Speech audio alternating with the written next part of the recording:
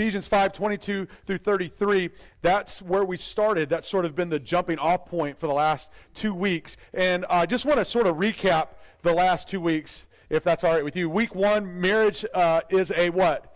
Mirror, right? Marriage is a mirror. Your marriage will reflect something. It will either reflect your family of origin, it will reflect your values, your faith, it will reflect, sometimes it reflects those things that are inside of us that we didn't know that were inside of us.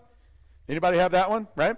So marriage is a mirror. And one of the things is that our marriage needs to be a mirror of the gospel. It needs to also reflect the marriage between Christ and the church. And we read in 22 through 25, it says, wives, submit to your husbands. And submission isn't what? Slavery. Submission isn't slavery. See, this is why people don't want to read these verses, because especially ladies, you hate this verse because you hate the word submit. You take that, and I'm saying that as a generalization because I've done a lot of premarital counseling, and I've heard a lot of women say, I don't want that in there. And the reason you don't is because we have, unfortunately through culture, we have changed submission into slavery. We've changed it because people are abused in marriages, right? Because there's verbal, emotional, physical abuse going on in marriages. It gets you a little gun shy. And men, we have unfortunately fostered this because we have not, as leaders in our marriages, we have not brought clarity to this. So submission is not slavery. Submission is yielding to the leadership of somebody else. We do this all the time in work, don't we? If you have a boss, what are you doing? You're submitting to his leadership, and you're allowing yourself to be led, right? Does a work relationship work out really good when that's going on really well? Absolutely. When you stop submitting to your boss, when you stop just following him, how does that work out for you? Not so well, does it? Submission isn't slavery. So it says, wives, submit to your own husbands as to the Lord. For the husband is the head of the wife, even as Christ is head of the church, his body, and himself its Savior. Men, you are not Jesus. Remember? We're not Jesus. I don't care what your wife is telling you. It's not true. You're not Jesus. But you are called to be the leader in your marriage. It says in 24, it says, now as the church submits to Christ, so also wives should submit everything to their husbands. Husbands, love your wives as Christ loved the church and gave himself up for it. The roles of the husband and the wife are to mirror the roles of Christ in the church. See, what's happened is with marriage, what happened is with marriage, we take this scripture and we fail to look at this one word. Do you remember what the one word is? It's two letters. What is it? As. Paul has given the Ephesians here, the Christians here, a glimpse of what it looks like to mirror their marriage after Christ and the church. The roles of a husband and a wife are to mirror the roles of Christ and the church. Wives submitting to their husbands as unto the Lord. Husbands loving their wives as Christ loved the church. Wives, submission is not slavery, but an opportunity to show others that the church, or how the church rather, is to submit to Christ and to be led by him. Husbands, submission isn't commanded by what you say, but it is provoked by what you do, how you live. Christ dies for his bride to set her free. Your role as a leader in your marriage is to mirror that so that people can get a right perspective of what Jesus did for the bride of Christ. The second week we talked about last week is that marriage is a message. That our marriage has the potential to preach the redemptive story of Jesus Christ. Whether you know it or not, your marriage is preaching something. Whether you know it or not, it is preaching something. I say it has the potential because it's the decision that we make within our marriage to allow it to do that or not. Whether we like it or not, it's preaching a sermon. In verse 25, it says, husbands, love your wives as Christ loved the church and gave himself up, that he might sanctify her, having cleansed her by the washing of water with the word, so that he might present the church to himself. Who's the church? We're the church, the bride of Christ. Present the church to himself in splendor, without spot or wrinkle or any such thing. That she, who is she? The church, the bride of Christ. Who is that? We are that. That she might be holy and without blemish. And then Paul says, in the same way. What do you mean, in the same way? Everything you just read, that redemptive story that Paul is sharing about Christ and the church, Paul says, in the same way, husbands should love their wives as their own body. He who loves his wife loves himself. For no one ever hated his own flesh, but nourishes and cherishes it, just as Christ does the church, because we are members of his body. Do you see what he's saying here? If your marriage wasn't marked by rings or documentations at the courthouse or commissioned by a priest or a pastor in a ceremony, how would people know if you were married? It will be by the message that you are preaching. Preach well. Preach well. We gave you 3 C's to every marriage. We said the first one was commitment. That every marriage embodies a commitment. And this isn't a commitment made over the phone or over a date or over a first meal or over a note passed in the hall. Christ was fully committed to redeeming the world. He did not back out of that commitment. All the way back in Genesis, when Adam and Eve fall, right, God pronounces that there will be a Messiah coming. The offspring of Eve will come to destroy the evil one. He was committed, and he never changed his course. I got news for you. Christ is fully committed to you, and he has no intentions of changing his course. I don't care if you're running from him or you're drawing close to him. His commitment towards you is infinite. It will not change based on what you do or what you say. He's made up his mind about you. And because his commitment is made up in his mind and it is solid, it doesn't matter whether you're running from him or to him. So many times we feel like God's commitment is based on how we act and what we do. It is not. It is based on the finished work of Jesus on the cross. It is based on his blood being spilt for you. It is based on the tomb being empty. It is based on him being fully God and fully man, dying for the sins of the world. It had nothing to do with you, but everything to do with you. Does that make sense? He's fully committed to you. How is our marriages reflecting that type of commitment? Are you fully committed to your spouse, or only when he or she is doing something for you? We also talked about the last 2 were covenant and cost. Christ is our new covenant. Aren't you thankful? He is our new covenant. We see this in the display of communion. The alley came up and talked about that. In Mark 14:22, he takes the bread and he says, "This is my body broken for you." He takes the cup, he says, "This is my blood shed for you." See, covenants were marked by usually giving of blood or shedding of blood. Jesus made a covenant with us, and it cost him everything because you're worth everything. I think some of you need to hear that today. See, Jesus made a covenant with you because he really believes that you're worth everything. Everything. Well, I didn't ask him to do it. He knows. He knows you didn't ask it. He knows that there was a time you didn't want it, but it didn't change his mind about what or how he felt about you. He gave everything because you're worth everything. How does our marriage preach the covenant made with God and us? What are you willing to sacrifice to see your marriage go the distance? We talked about dowry, right? And this whole idea of dowry, like, I'm a big proponent. I think dowry should come back. I think, I have a daughter, and so I would love it if a guy just knocked on my door and, had 50 camels, I'm like, dude, you're committed. I don't know what to do with these things, but you're committed. Right? And back in the day, as we read the scriptures, we saw that dowry was something to put into place. Not that you were buying the wife as if she was a prostitute or a harlot, but no, it was a sign of commitment. It was a sign to the father, like, I am serious about this. It is a sign of provision. It also is a sign of your cost and sacrifice, what you're willing to put forward in order to be with this woman. We talked about help me out. Who did we talk about? Laman. And help me out. Who's the dude? I'm losing it.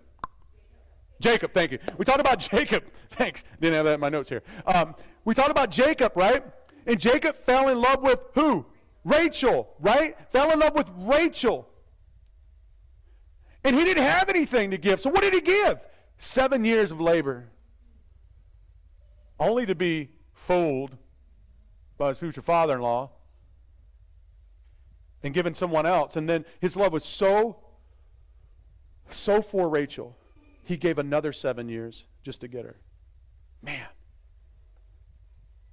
Are we willing to make sacrifices to make sure that our marriage goes the distance?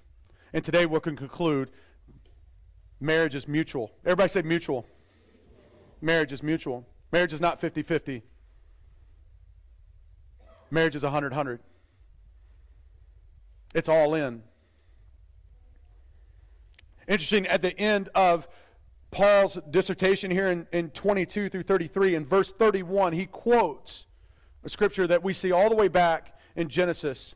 And it says, therefore a man shall leave his father and his mother and hold fast to his wife. And we talked about how this thing, how we need to start coaching that up. Is this men running towards their wife instead of beckoning them away from their house. He says, therefore a man shall leave his father and mother and hold fast to his wife, and the two shall become one flesh. One flesh. Unified. Now my guys that were there Tuesday, we talked a little bit more in depth about this afterwards. But they'll be unified. They'll be one flesh. In John 17:11, Jesus said this. He says, I'm no longer in the world, but they are in the world, and I am coming to you. Holy Father, keep them in your name, which you have given me, that they may be one, even as we are one. See, the backdrop behind the gospel, the backdrop behind the relationship with Christ will come down to being unified with him, to be one. Jesus prays for his disciples, not that they would go rogue and just go do the thing, but that they would be one with him, with the Father. Also, likewise, in your marriage, you are to be one, unified around a common goal, shooting for the common goal. We've turned marriage into this 50-50. I do my part, you do your part. It is not. It is 100-100. It is all in. Jesus is not interested in a relationship where we try to give the minimum required effort. But we do this with our relationship with Jesus, don't we? Tell me the prayer I need to pray so that I can be made right with God, so I can see heaven. Tell me the thing I need to do so that I will be right with God, so that my sins will be forgiven. Me and my wife were just talking about this. Because sometimes we have reduced the gospel down to a prayer or a hand raised. But I will tell you that when we read the Bible, what we see God calling us to is not a prayer. And it's not giving money. And it's not reading your Bible. What he's calling you to do is be a follower of him, a disciple. That goes beyond your daily devotion. That goes beyond your Bible studies. That goes beyond your community group. That goes beyond your prayer. That goes beyond your worship. It is to be a disciple, a follower of Jesus. So come hell or high water, whether our nation comes under attack and whether we suffer the same costs that our brothers and sisters in other countries suffer, where the Bible is not prevalent, where we cannot gather in this, and you are sneaking away in hidden corners by yourself, that in that moment you will have a relationship with God, that it won't matter whether you gather on a Wednesday or gather on a Sunday, because you are a follower of Jesus, a disciple of Jesus. You are committed to do what you see your master do. I will tell you, it is very hard to figure out how to be a disciple unless you learn Jesus. Wouldn't you agree? See, Jesus' hope is that we would be one with him like he is with the Father. See, marriage is to mirror and message a relationship that is all in. That is all in.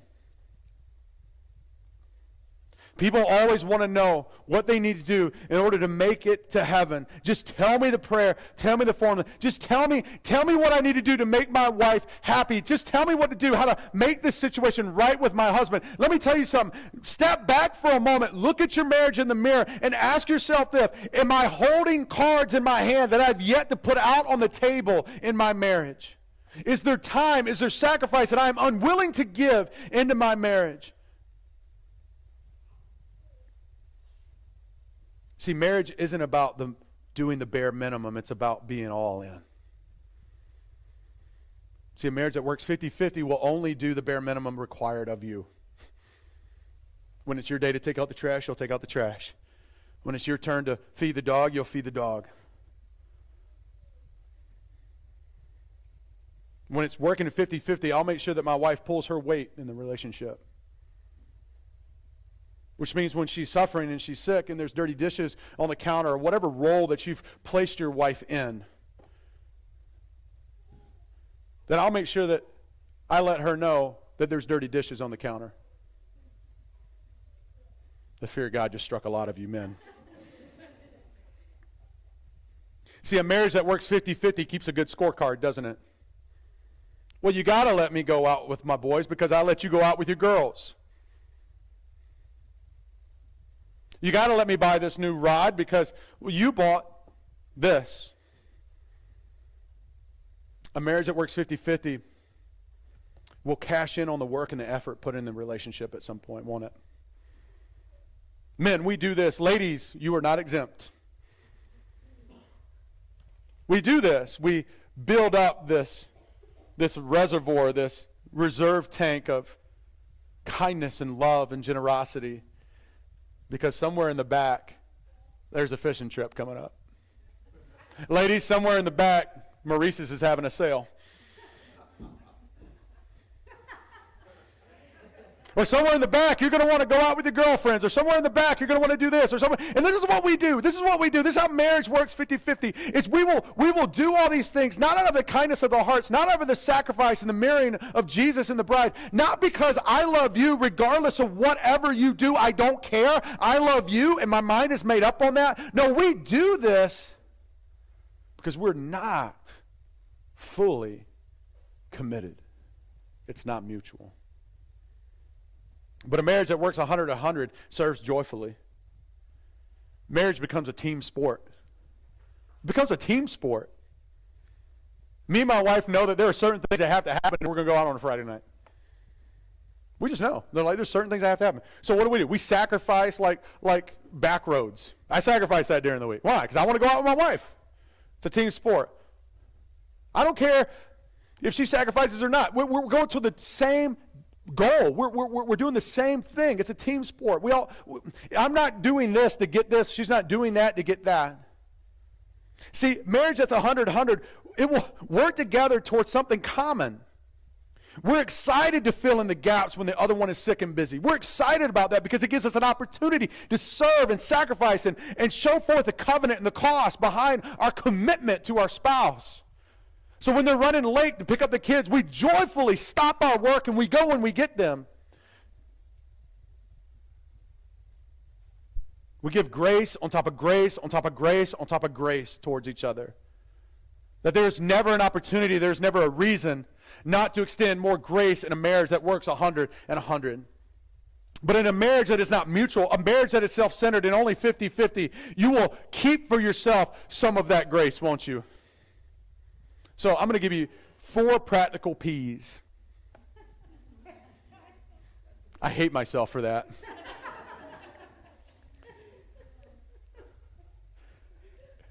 At some point during my study, I said, you're going to stop. You're not going to do this.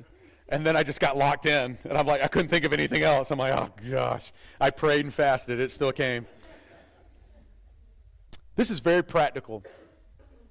Because we understand that marriage has a lot of nuts and bolts to it, doesn't it? See, sometimes what happens is we come to church and we hear things about marriage, but we're not given any practical steps to take the next step forward. And this is very, very practical. Singles, I want you to listen up, because if you're single here, if you're not married, there is an application for you on each one of these. The first one is pray. Now, don't skip over this. Don't not write this down. It was interesting. I just text my wife. Facebook has these reminders, and I just saw this thing on my reminder 10 years ago. My wife put on my thing, hey, I love you, whatever, I'm praying for you. And in that moment, I just thought, oh my gosh, I'm so thankful I'm married to a woman who believes God. Because I don't know about you, but I need prayer. Don't comment. I need prayer. And listen, prayer from you is great. And I appreciate it, and we feel it. We covet that. But there is something about a prayer that comes from the mouth of your spouse, the person that you've committed your life to, that has no hidden agenda. Pray. It will be hard for you to hold a grudge against anyone that you are praying for, won't it? Because the nuts and bolts is that he or she will tick you off sometime. And if it hasn't happened, you're a liar. They will. And see, here's the thing. Prayer sometimes is a great guard for our mind and our mouth, isn't it? When you pray for the welfare of your spouse, it'll be very hard for you to continue to hold on to that grudge. It'll be very hard for you to speak ill will towards him or her. Pray. You have no reason not to pray for your spouse. Jesus calls us to bless those who curse us and love our enemies. So you have no reason. You can't give me one reason, one biblical reason why not to pray for your spouse. You can't give me one little biblical out of why you don't do that. You should be doing that with her, with him, and away from them. And you know what? Ladies, I will speak for myself. It is a joy when I get a text from my wife, a random text, and she just tells me, hey, I'm praying for you. Men, when's the last time you spoke a blessing over your wife where she could hear it? Looked her dead in the face and said, I pray that God blesses you today. Whatever it is that you want from him, that he would pour that out on you. That it would flood you. There's been times my wife has gone with girlfriends and I've said, God bless my wife. I pray that she gets good food. That it's hot. That it's exactly, it tastes good. Give her a great parking spot. Let her have fun. Let her laugh. Singles, are you praying for your future spouse right now?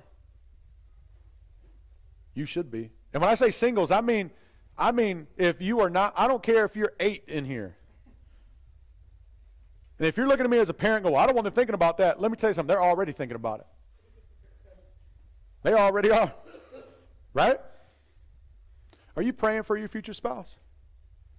Do you have a set of standards written down that you're looking for in a spouse? My wife did. Don't settle, ladies. Don't settle, men. Don't just marry. Don't just put a ring on any woman that just comes up to you and show you some kind of kindness. No. If she ain't chasing Jesus, if she's not a woman of prayer, if she doesn't know the Lord, and if that's what you want. Now, if that's not what you want, okay. The second thing is practice. Practice. It's the second P. Practice. Practice your faith. See, the grace you've received from God, the forgiveness that you've gained through Christ, practice that with your spouse. Forgive much. Bury the hatchet often. And give some more grace to them. As followers of Jesus, we should be doing this anyway, shouldn't we? Should we not be doing this anyway? Should we not be practicing the grace, mercy, forgiveness, and love that we've already been bestowed? Should we not be practicing that to everybody? Why is it sometimes easier to practice that with a stranger, but not with the person that we live with and sleep with and share accounts with and a bed with and whatever? Why is that? Why is it that someone can tell me about all the goodness that they've done during the week to a complete stranger, but yet I know that she has not treated her husband with any kind of respect or love, and I know that he has not treated his wife with any kind of care and compassion and protected her? Why is that? Could it be that we are riddled with pride and what we really want is praise? Let me tell you something, a marriage that is 100-100, a marriage that is mutual, works in this arena where you are in a great space to practice the things that God has gifted you. My marriage is a great practice field for me to step out into the discipleship and my following of Jesus. It's a great practice field for me to show grace and mercy. Because guess what? When I miss it, because our marriage is mutual, because there's 100-100, guess what? I know that my wife is going to extend more grace and mercy towards me. Singles, start being the spouse that you want to marry. Start being the spouse you want to marry. You want a spouse that's honest? Be honest. You want a spouse that pursues God? Pursue God. You want a spouse that forgives, loves, shows mercy and kindness? Be that. Practice what you want to be. Practice who you want to marry. Let me tell you something. You will attract those people. Third P is protect. Don't allow your spouse to be defamed at any time. It pains me. It pains me that there are moments where I hear husbands and wives speak ill of their spouse in public. Man, it just drops me. She's my trusted ally. She's my... Anyone will speak ill of me, I will not be surprised of it. But if it comes from my spouse, it will wreck me. Protect your spouse. Protect the covenant that you made with one another. Protect the commitment Do you have any secrets that your spouse doesn't know about? Disclose them today. But wait, you don't know what that'll do. Let me tell you something. It's already doing something, and it's toxic in your marriage. Disclose them today. Get it done. Get it done. But that's my business. Bro, you have no business. That's your business anymore. Wives, you have no business. That is your business. When you made a covenant to him, you went in 100. One of the practices, here's something I do to protect my marriage, is my wife has all my passwords to everything. I changed my password on my Facebook deal, and the first thing I did is I sent her a text. Hey, I had to change this. Here's the new password. You know what helps is most of my passwords have her name in it. Pretty hard to be sneaky when you got to type in your wife's name. Ladies, same thing goes for you. Does your husband have access to your stuff? Well, no, it's just my Pinterest account.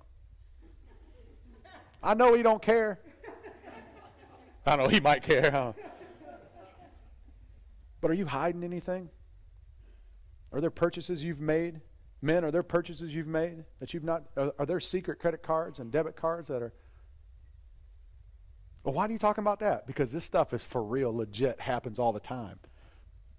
This stuff comes to me on the phone. Well, you wouldn't believe, I've been married 27 years. You know what I found out? I found out that there's a card that I had no idea.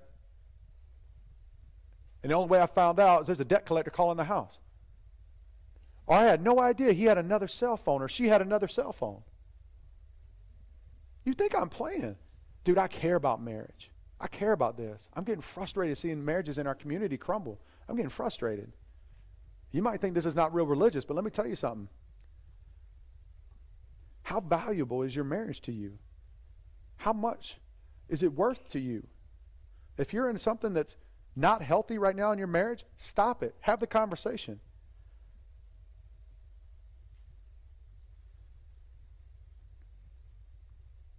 John 10, Jesus tells us that there's an enemy that comes to steal, kill, and destroy. Don't allow the enemy near your marriage. And he comes in different shapes and sizes. Don't let the enemy near your marriage.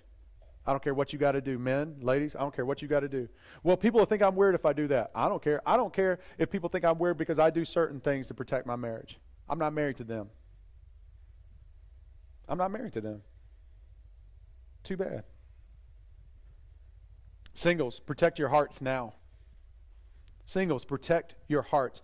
Don't give your heart or your soul too quickly to anyone. Guard your pursuit with Christ. Don't allow your pursuit of Jesus to be altered by a relationship with a man or a woman. I see this so many times. That there are people that have not married yet, and they are pursuing Jesus, and they are just growing leaps and bounds, and all of a sudden, he walks through the door.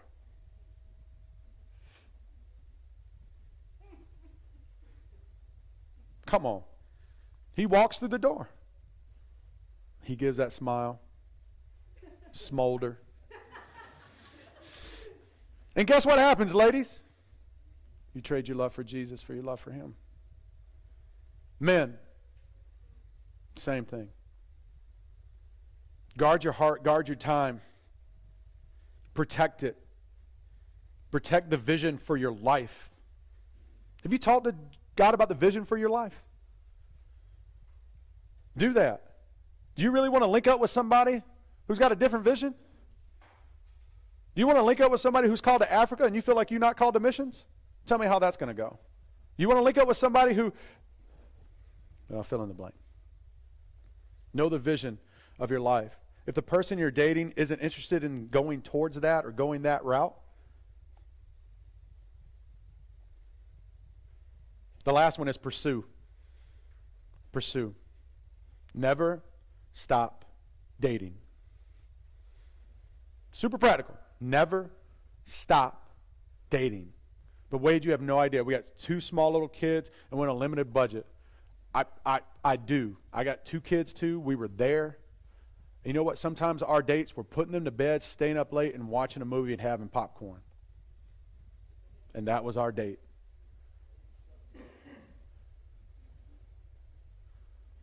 Sometimes we had to save up extra money to pay a babysitter because I wanted to take my wife out to McDonald's. It's a date. Don't stop dating your spouse. Ladies, if you really think that your husband's going to remind himself of that all the time, you are sadly mistaken. He will forget. He will forget, and he cannot read your mind. So don't get all tore up. Don't get tore up. Well, he hasn't taken me out on a date in 6 months. Well, have you talked to him? He should just know. Are you serious? He should just know. Come on. Ladies, you know how to get that message across, don't you? Don't look at me all holy. Whatever. Thank you. Thank you. There's one. I know there's another one. She ain't going to say nothing, but whatever. You know how to do that. You're married. You're married. I've been married almost 20 years. Going on 19 in May. There are times I forget. Time just goes. I'm doing other things. My mind's just racing. And there are times where I come home, my wife says, oh yeah, you're taking me out tonight. And I'm like, sweet. She ain't going to wait around for me to figure it out. And I'm glad. Men, put it in your calendar. I do this. Put in your calendar. Put a reminder on there. You dated your wife this month? No. Put a reminder on there. Schedule it. Well, that just seems hard. Get over it. Schedule it. You scheduling the dentist. You scheduling your work meetings. You scheduling the ball games with the kids. Schedule a date with your wife. Link your calendar with hers because you're protecting your marriage. She should know what's going on. Link it with hers. Never stop dating. Pursue your spouse like you did in the beginning. If you don't, you give an open door for someone else too. So you think I'm playing. The enemy comes to steal, kill, and destroy. He is sitting at the door waiting for you to slip up. Show your kids what it's like to have a marriage that never forgets the good old days. When's the last time you embarrassed your kids in the kitchen by hugging your wife a little too long? We do this on a regular. You know why? Because when my son gets married, I want him to remember the joy he saw in my wife's face and in my face when we were sitting there just hugging and loving on each other right in the middle of God and everybody. I'm not ashamed of my marriage with my wife. I'm trying to teach my kids this is what real affection looks like. This is what affection from your spouse needs to look like. This is the kind of love I hope you find. Show your daughters the importance of being pursued. Teach your daughters the importance of being pursued. I did something one time. I honked. Some of you guys get this. But I sat in the driveway and I honked for my date. And she looked real different when she came out. It was her father. Men, you ever have that feeling like, I just did the dumbest thing ever? I honked. He came out. He tapped on my window. I said, yes, sir. He said, no. And he walked away. This is a window, by the way, you younger. I got out. I walked up to the door, and I knocked on it. He came to the door. Teach your daughters how to be pursued and teach your sons how to pursue godly pursuit. None of this hooking up. And listen, I was there. It ruined me, man. It ruined me. Payoff on that sucks. Ruined me. Singles. Finishing up. Singles. Ladies. All the single ladies. Don't allow yourself to be pursued in an unhealthy way. Single ladies, don't allow yourself to be pursued in an unhealthy way. If a man pursuing you is trying to manipulate you into doing something you know isn't godly, doesn't line up with God's calling on your life towards the Scripture, get out. Get out. Well, he might change. He will not. Get out. Get out the car. Get out the bar. Get out the house. Get out. What if I need a ride? Can somebody raise your hand that you'll be fine having somebody call you in those moments? Thank you. Get their number today. Get out. Men, don't allow the charm and the beauty of a woman to tempt you to compromise your faith. I'm glad that God made woman and made her smoking beautiful. I love it. But let me tell you something. If we're not careful, we will allow lust to tempt us and derail our faith. Practice self-control. Self-control, men. Self-control. You know when it's time to leave the house. If you ain't comfortable hanging out with her, doing the things that you're doing, if her parents were there, then you don't need to do it. Practice self-control. Practice humility and purity and honor and patience, because you will have to tell your son or your daughter one day about the life you had before their mom. I never thought about that. I never thought about telling my son and my daughter about my life before mom. Make it a good story, guys, with minimal regrets. You will mess up. You will. But when you have the opportunity, choose self-control, humility, purity, and honor. Stand with me.